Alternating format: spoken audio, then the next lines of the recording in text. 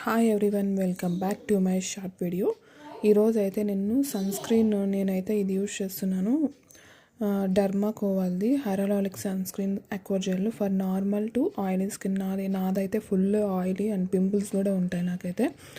But నాకు ఇది చాలా బెటర్ అనిపించింది సన్ స్క్రీన్. ఏదన్నా వాడాలా ఆయిలీ స్కిన్ ఉన్న వాళ్ళకి, పింపుల్స్ ఉన్న వాళ్ళకి. ఇది అయితే క్రీమ్ బేస్డ్, బట్ గ్రీజీ లేదు.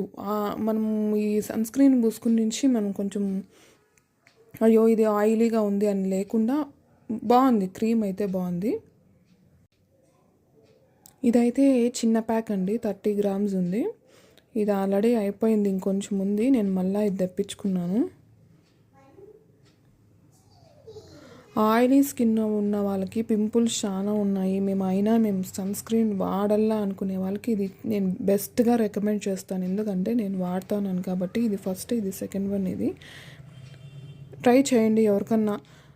డర్మాకో వాళ్ళది చాలా బాగుంది సన్ స్క్రీన్. దీంట్లో అయితే విటమిన్ E ఫ్రాగ్రెన్స్ ఫ్రీ ఉంది. చాలా బాగుందండి, నాకైతే చాలా నచ్చింది. ఈ సింబల్ అయితే చూసారా, ఇది 12M అని ఉంది. ఇది ఓపెన్ చేసిన తర్వాత 12 monthsలో మనము 12 months వాడచ్చు అంతే. ఇది చెప్తారు కదా ఇక్కడ మ్యానుఫ్యాక్చర్ది, అదంతా మనము చూడండి 2025 9th monthలో దీన్ని మ్యానుఫ్యాక్చర్ చేశాడు. బట్ ఇది 24 months వరకు ఉంటుంది అని చెప్పి కింద ఉంది. బట్ ఇక్కడ ఎవరో డర్మటాలజిస్ట్ చెప్పిండే వాళ్ళు దాని ప్రకారం అయితే 12 months అంతేనండి ఇది దీని లైఫ్ స్పాన్. దాని తర్వాత యూజ్ చేయకూడదండి.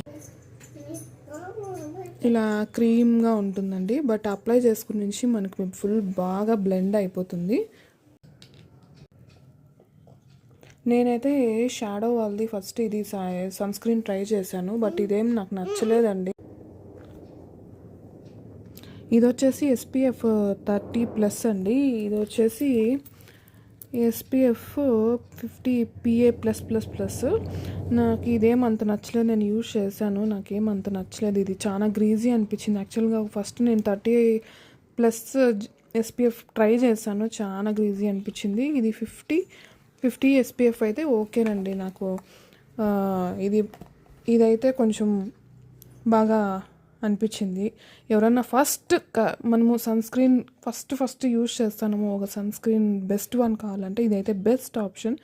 Thanks for watching. ఖచ్చితంగా ఈ సన్ స్క్రీన్ ట్రై చేయండి.